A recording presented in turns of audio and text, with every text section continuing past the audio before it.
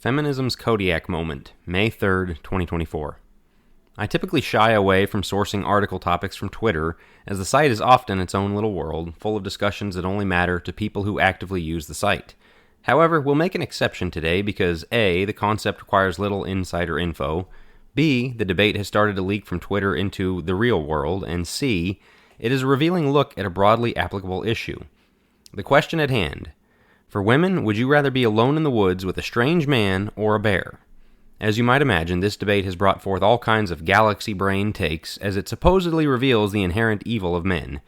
You wouldn't have to think twice about the answer if it was a woman or a bear, which proves just how bad men are. Yeah, sure, okay.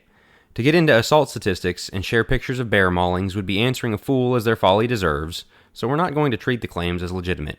There are zoos all over the country in which the hypothesis could be tested, but nobody seems interested in putting their money where their mouths are, so we won't pretend they believe it either. So, what can we learn from this thought experiment? A few observations on the matter. The bear in the bathroom. The most obvious, laughable contradiction of the Grizzly Gang is that, aside from a few TERFs, they're all in favor of giving confused, sexually twisted men access to women's bathrooms and locker rooms in the name of trans acceptance. I would rather take my chances with a bear than be alone with you, but throw on some makeup and grab a purse and it's all good. Come right on in. There is a time for reasoned debates, and there is a time to point and laugh at argumentation that is so absurd it should not be entertained. Proverbs 26, 4 and 5. This point falls firmly under the latter. Give me a break. Can you please make up your mind? These are the same people who excoriate the so-called Billy Graham rule every chance they get. The rule, of course, is that Graham would not meet, travel, or dine one-on-one with a woman.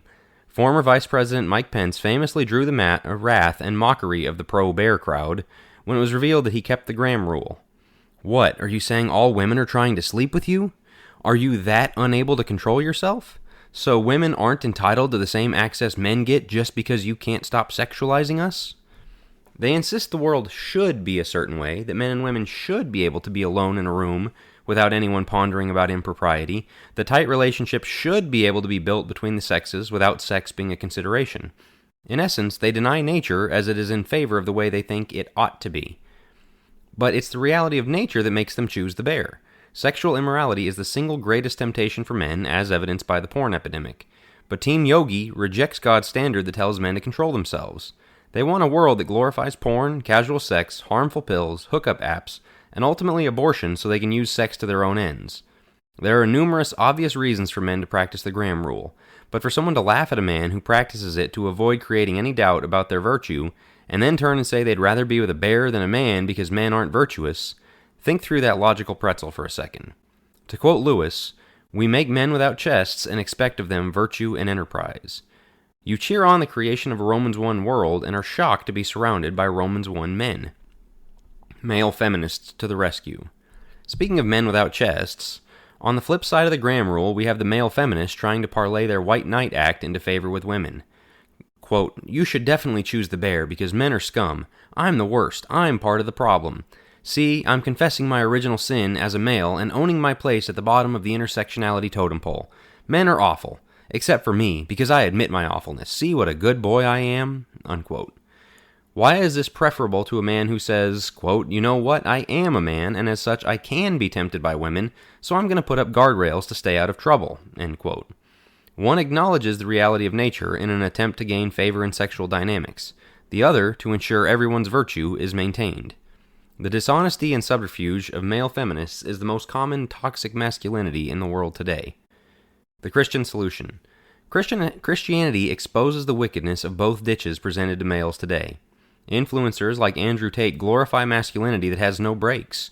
Sleep with as many women as possible, they say. Don't let anyone tell you no. Basically, exercise no self-discipline except for what it takes to make you rich and attractive. Male feminists can see the issues with that masculinity run amok, so they throw their masculinity away entirely. Most preaching on masculinity today rightly condemns Tateism, but the weakness of male feminism is either ignored or even endorsed. Godly masculinity makes men of both power and virtue. Regarding the bear test, these are men who exercise discipline over their sinful desires. Strength without discipline is destructive, and so is discipline without strength, as the reality is that it takes no discipline to avoid something you're incapable of doing in the first place. No, men aren't more dangerous than bears, But with God removed from the equation, they're absolutely a danger. The only solution to the dilemma you're going to find is in God's Word. Thanks for listening. For more, check out jackwilkie.co, where you can find the full archive of my articles, where you can also become a subscriber by email and receive the articles as soon as they go up, 4 to 5 days ahead of the podcast feed. And if you should so choose, you can support my work by becoming a premium subscriber. If you enjoyed this article, one of the best ways to support my work is by sharing it with others, whether via the podcast feed or by sharing the link via email or social media from the site jackwilkie.co. Thanks again.